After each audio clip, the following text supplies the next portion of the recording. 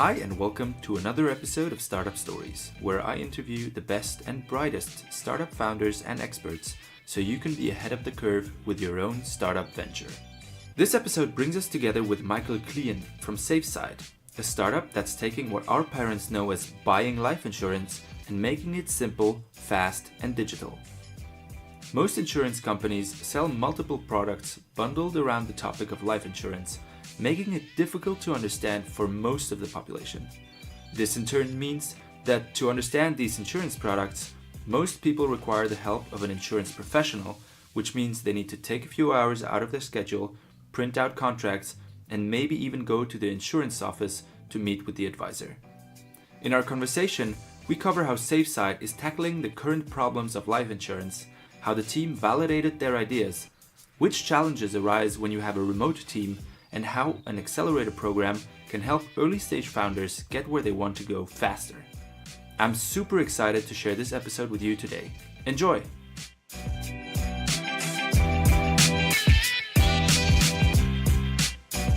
So, welcome. How are you doing? Good, fine. Thank you very much for the invitation. Well, thank you for taking the time. I'm really excited to hear about your startup story. If you could, in maybe 1 minute, talk a little bit about yourself. Who are you, and what problem is your startup solving? Yeah, so my name is Michael Klien. I've been a financial analyst for close to 20 last years. And basically about close to 1 year ago, I came up with the idea that the way that life insurance is being sold in Switzerland is not optimal, in particular with my experience being a financial analyst and analyzing insurance companies and also seeing therefore what's happening around the world. So my conclusion was that a lot could change in Switzerland, and that was the motivation to start a startup. The problem in Switzerland is twofold. Firstly, I think a lot of people have a false sense of security when it comes to their financial protection. So they think because of the very good social security system with 3 pillars in Switzerland, they're very well covered if something happens to you, and covered in the sense of that their dependents will have financial security. Unfortunately, that's not really the case, because actually by design, the first and second pillars are so designed that most people should come to a level of about 60 or to 70% of the income they used to have if something happens to them, or what the dependents are going to get. And the second problem is that if people therefore want to inform themselves whether they require financial protection, it's very difficult to do so. In fact, if you go to insurance company's website, everything is still geared towards you having to speak to a financial advisor, to an insurance agent, and most people prefer not to speak to an agent, and therefore the current environment is quite tough for them. And then there's another problem as well, is that it's not possible to actually buy life insurance, and here I'm thinking in particular of pure life insurance, so only covering you against risks of death. So if something happens to you, your dependents get financial support. And if you want to do this online at the moment, it's very complicated, and it's still not fully digital. This means that at the end, you still have to print something out and send it into the insurance company, which in turn means you don't know whether you're going to cover it,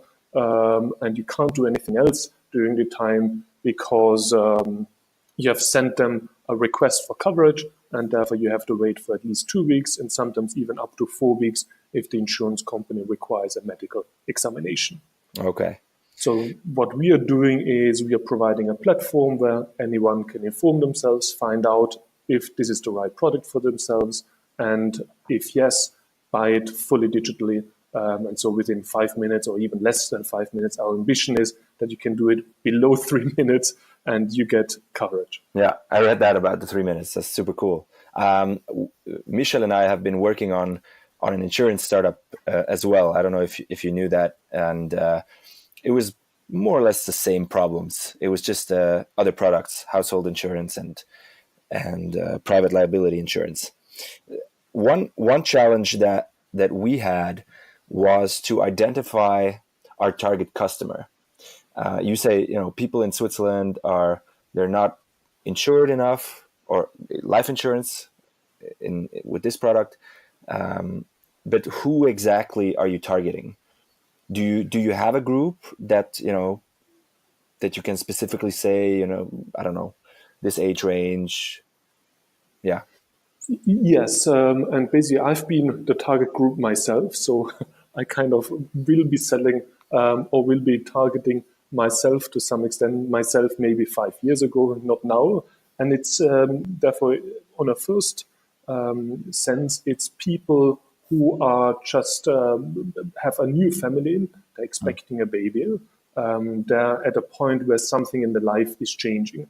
And here, quite often, it's a perfect time to talk to them about financial security because they know that their life is changing. They want to do everything right. They know, for example, if there's a baby coming, you buy a baby car seat, you buy prams, you buy clothes, and so on. And one thing that most people should do as well is think about the financial consequences and the financial protection this entails. Unfortunately, in Switzerland, it's really complicated, and everyone knows, oh, this is probably going to involve insurance. And at the moment a person hears the word insurance, if there's door, normally they try and run for it. And you probably had a similar experience as well with your startup when you came to home insurance and liability, that people just have an inherent feeling that it's complex, it's something where they need advice. Yeah, exactly. Yeah, we've definitely had that. So you say you're fully digital, and again, I'm comparing it to my experience. So the goal was to acquire customers digitally because you don't have salespeople knocking on doors. How exactly do you do that? With where do these people gather? What channels have you tried to test? Yeah, we are still in the testing phase, so I have to highlight and say as well that we haven't launched our platform yet. So we are not yet trying to reach actively clients and get them to buy the product. However, having said that, I think what we have learned from our channel checks is that we'll need to have differentiated strategy, so social media, online presence, and the usual things that encompasses. But actually, what is probably going to be more successful is also with affiliate groups being in there and trying to get people to actually be our mouthpieces and talk about our product if they encounter other people who have similar problems. Yeah, I saw online you said you had a lot of interviews with potential customers. Just to give the listeners a bit of an insight of how many that can be for a startup. How many conversations did you have over this whole time? To be honest, I didn't count them one by one, but I think we're getting close to 100 custom interviews from people in Switzerland. We have also done a survey where we have had within 2 months, I think, more than 300 responses. So we've got some quite differentiated and interesting insights in terms of how Swiss people are thinking. I guess what's interesting is that there are lots of things that everybody kind of agrees on, and we knew. But also what's sometimes a little bit difficult and where we have had discussion is we get quite a lot of feedback in terms of what people think might be good as well and what other problems, individual problems they have encountered. But sometimes one solution to one problem means that you can't offer a solution to another problem that another person has had. So we need to decide what is important in terms of how we want to position ourselves. But that, of course, opens up quite interesting and fruitful discussion sometimes. Right. Yeah, it's potential customers like to come up with new features, and it's really dangerous to add them to the backlog, because then you get a whole book of features that they want. What would you consider a good interview? You've probably learned over these 100 interviews, what types of questions to ask, how to ask them. What should a new entrepreneur focus on? I think the best interviews is where I almost don't have to ask any questions. So where the person actually talks about the experiences, about the likes and dislikes, about the hopes and fears, So it's all about listening and just getting a feeling in terms of what is the problems that they're really encountering. And then if there is a little bit something that might be slightly unclear, to poke a little bit and get to the bottom of what the real problem might be that the person is encountering. And at the same time, of course, not to have leading questions, because that has a major impact. And it's really difficult sometimes not to have leading questions. At least it was sometimes for me the case. And also to have open questions to exactly to get people to actually talk themselves, so you don't have to ask one question after another. Right. Yeah. So for the listeners, leading questions are questions that lead you to a certain answer. And open questions is not a yes/no question, right? Exactly. So that you don't ask, do you like this? Yes, no. But what about it do you like? Or what about it don't you like? And leaving it open. What we focused on in our interviews was, and this is based on a book called Customer Development. It was focusing on emotions. So when you have your interview and your partner who you talk to reacts emotionally to one of your questions, you should maybe go dig deeper there, because emotions signify that this is an important topic for that person, and so you might find out problems there. So that was just something that came to mind right now. And I would agree to that as well. It's really the emotions that's the most interesting aspect, where you really get to the bottom of what drives people. Yeah? And I guess also what's maybe one thing just to add, if you can have 2 people or 3 people conducting the interview or being there observing the customer, that can be a major advantage as well, because sometimes another person picks up on certain non-verbal signals that could potentially be quite important. And also what we have found is sometimes I hear what I want to hear and not necessarily what the person has said. So it's very, very good afterwards to discuss. And which brings me to the final point. If at all possible, and the person agrees to it, it can be quite good to actually record the interview, so you can go back later on when you write down your notes. What did they actually really say, and did they understand it correctly? Definitely. Yeah, totally agree on the being 2 people to conduct the interview. We did that, and it really helps a lot, because it's really hard to pick up on everything that's said and the emotions that are in the room. So definitely I can relate to that. I have a question regarding your business model. So you say I can see it on the website, you provide a faster and easier service and with the same quality. How is it possible that you can do this and traditional insurances can't at the moment? Yeah, there are a few things that traditional companies have. First and foremost is just the simple fact that if an insurance company has life insurance in their offering, normally this means that it's not just one single product, but probably a range of products, because they want to touch on lots of different things that a person might have. And also they want to have the range of various products for their financial advisor or insurance agents. Whereas we actually only focus on one single product, that's pure life insurance. So the risk of you suddenly unexpectedly dying and then having a payout. So that's one key differentiator. The second key differentiator is what I mentioned kind of between the lines, that an insurance company normally has insurance agents. When they see suddenly that someone can actually buy something online, they fear that this might cannibalize and might impact their own sales abilities. So quite often they view this negatively, which might even go so far as boycotting it in one way or another. And thirdly, also, at least in theory, is that we should be very humble, very lean, and therefore be able to move much, much faster. And having just one product in our offering means also we can promote it in a more differentiated and more targeted way than what insurance companies can do. Yeah, so it's easier to sell one single product than many, and that's why you can do it online. And I suppose it's a pretty standardized product.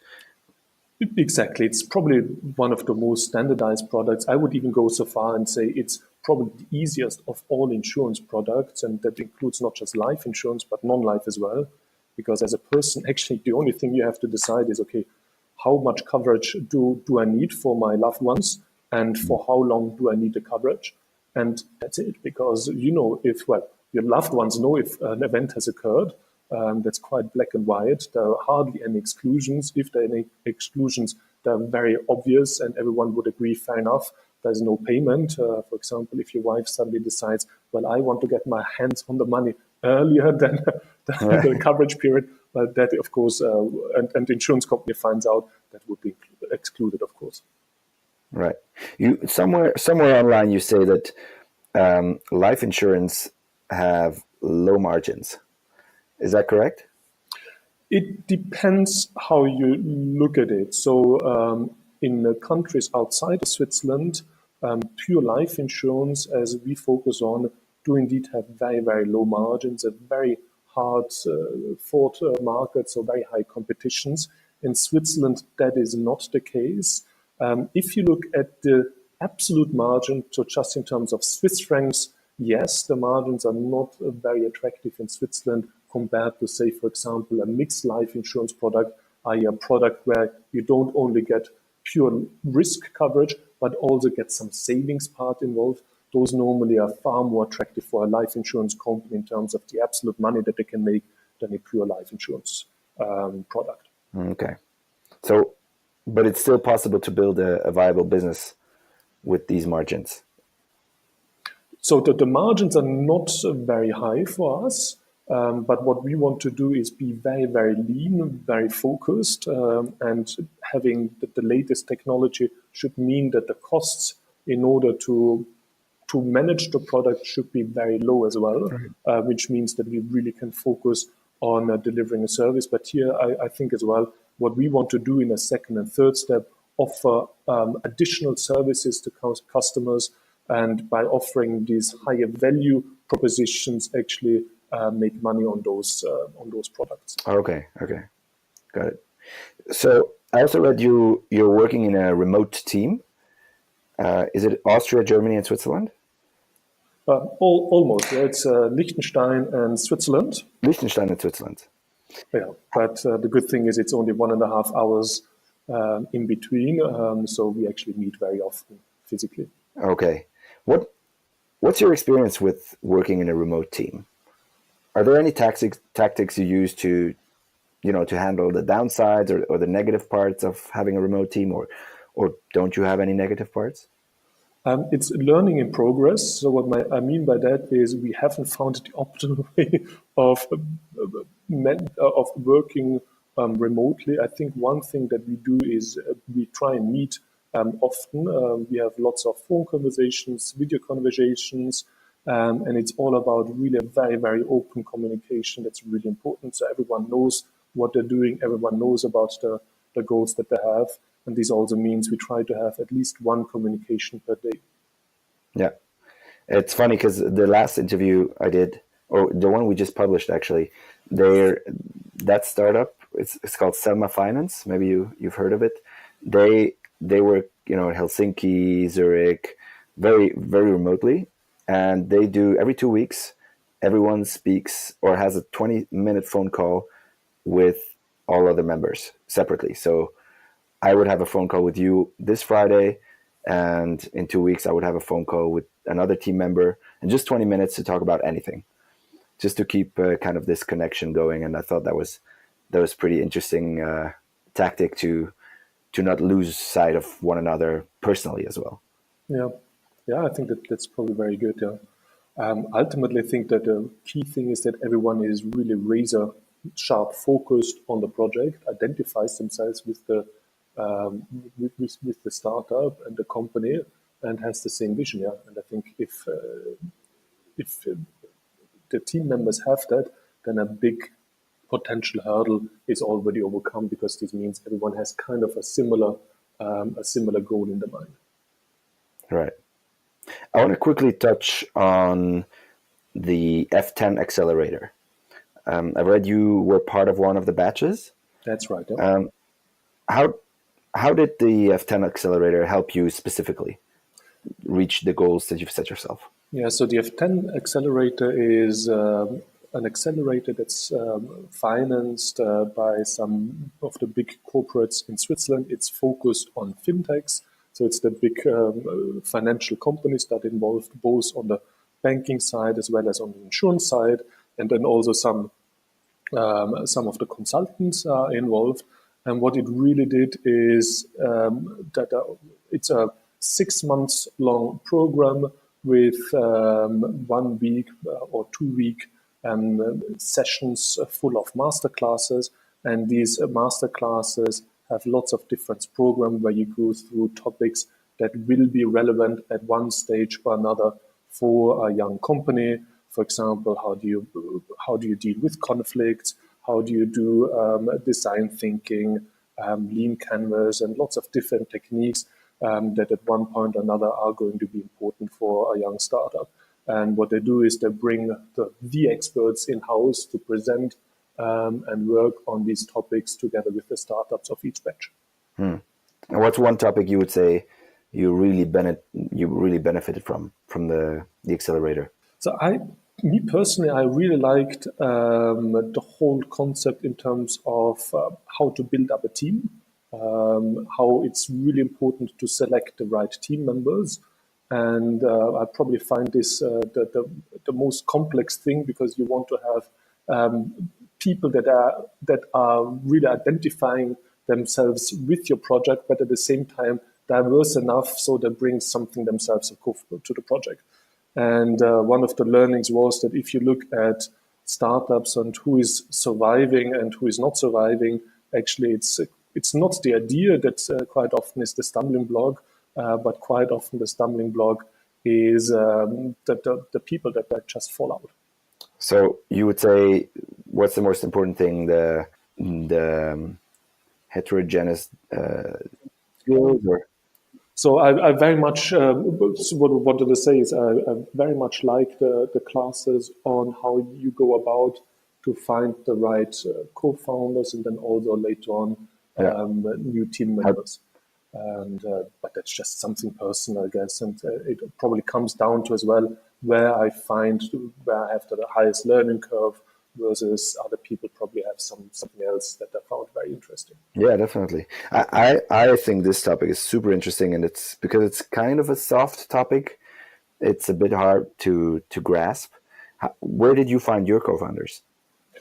It was mostly from acquaintances, and we started actually off with 3 co-founders. And the reason why I went to found this company was because of these co-founders. Unfortunately, with one it didn't work out in terms of the distance, in terms of the communication. So at the moment we are 2.5 co-founders, 2.5 because we've got one person that is hopefully about to join us. Right. Should definitely join. I really think this topic, this insurance should change. I hope so, yeah. But the good thing is the person is just spending a lot of time really understanding the problem, identifying himself with what we are trying to achieve, and I prefer the person to really be convinced with our vision and what we are trying to achieve, rather than just saying, oh great, I can do some very, very enticing and interesting technological projects, because I think on this front there's a huge amount that should and will eventually happen in the life insurance space as well. But it's more important to really to identify yourself with the problem we are solving. And the problem, I think, is very simple. As I said, is on one side educating people in Switzerland about life insurance and what they truly need, and secondly making it as easy as possible to actually be able to buy it. It should be possible to just buy it from the comfort of your sofa. You don't have to print out stuff, wait for 2 or 4 weeks, and not know whether you actually covered or not. Yeah, I really hope you guys, launch soon, and then so I can just use that product. Sounds good, yeah. So at the end of each interview, I ask a couple of questions that I ask everyone. So there's 3 questions. The first one is, What's something crazy you believe that nobody else around you believes? Yeah, I probably have to add, before I answer, I have to highlight that in my studies, I did economics and also philosophy. And the philosophy part, or I did the studies in the UK, in London, and the philosophy part was at a department that was very focused on scientific methods or philosophy of science. And there is an Austrian philosopher called Feyerabend, and he said that if you want to find truth in the world, it's not just okay to use one scientific method, so how science at the moment works, but actually, if you really want to find truth, anything goes. So sometimes religious people might be able to find the truth or get closer to the truth, and sometimes, but most of the times, of course, it would be the scientific method, but you need to have an open mind if you really want to advance knowledge and get closer to how the world really works. And that's probably something crazy to say. At least I think it's slightly crazy, but it's something I think if you really go into it, that has a lot of interesting aspects. Definitely, I think I might join you on that one. But I do agree that I'm not on my own. Yeah, you're not on your own. But I do agree that a lot of people don't see it like that, and I've had conversations where that came to light. So the second one is there any topic you'd like to talk about that you believe to be important for aspiring entrepreneurs that we haven't covered in the conversation so far? and I think for that, something that I'm really grateful for is actually my wife, because if my wife wasn't there to support me, I wouldn't have had the courage to actually jump into this pond of being an entrepreneur.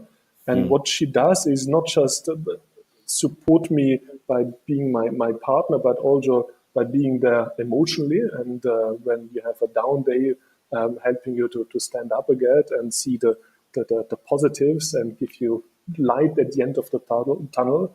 And also, it is certain help financially. And ultimately, I guess the joke that we have is she's probably the CEO of our company, but CEO meaning the chief emotional officer. I like it. Definitely, I can also join in on that one. There's a lot of down days, as you call them. There's many of them, and it really helps having someone to catch that emotion. Yeah, it's good to have a good partner, a good co-founding team, but I think the partner on the personal life side is very important. Right. So everyone, because the reality is, of course, as you know, being an entrepreneur as well, is you don't leave your problems, professional problems, at the door at 6 o'clock or 7 o'clock or 8 o'clock when you go home. No, they come with you. All this baggage comes with you. Yeah, they sneak it in your jacket pockets. They always come with you. Something like this. Yeah. Yeah, that is so true. It's the beauty of it as well. It's got a beauty and a bad part as well. So my last question is, what's the last book or blog post or article you read or video that you saw that you would like to recommend to entrepreneurs? Maybe not the last, maybe it's the best one. Maybe a video, and it's it's something completely out of the blue, but it's by a guy called Chris Voss, and he is an ex-FBI negotiator, has written quite a lot of books about negotiation. And this is something I found quite inspiring because it gives you lots of tips in terms of how to go into discussions. And life, of course, as you know, is full of discussions, it's full of communication. So it's all about how you communicate your idea and how you view the world. You can view it with lots of problems or with lots of solutions. So I think that was quite inspiring to me. Yeah, it's so funny. I've been watching his videos this last week. And I've funny discovered him this last week. It's so funny. It's really, really good. Let's hope it's not the Google algorithm. Yeah? Maybe. Who knows? But it's really good, and it really helps. It gives another twist to having conversations with people and getting them to a point that it's not manipulating, but getting them to agree to something. One thing I really think is interesting is there's this broad opinion that you should get people to say yes a couple of times in the beginning of the conversation, and then they'll be more likely to say yes to whatever you're asking them. And Chris Voss, he just says there's different kinds of yes. And you can, for example, if someone calls you from a company and they want to sell you something, you might say yes, you have 5 minutes, but in your head you're thinking, what is this person going to tell me? Do I even have time? Do I even want to talk to that person? And he says it's much better to get people to say no, which was really interesting to me. He says when someone says no, that person has a feeling of control and then relaxes. And so you can have much more fruitful conversations. I think we did actually watch the same video, yeah. Yeah, it's a really cool video. So I'll put the link in the show notes. That was it, actually. Well, thank you very much, the Daniel. interview with Startup Stories. Thank you so much for your time. Well, thank you for having the opportunity to speak here. Of course. Thank you for sharing your insights, and really all the best to you. Let me know when you launch and I'll buy. I will definitely do. Thank you so much again, yeah. Thanks. Bye-bye.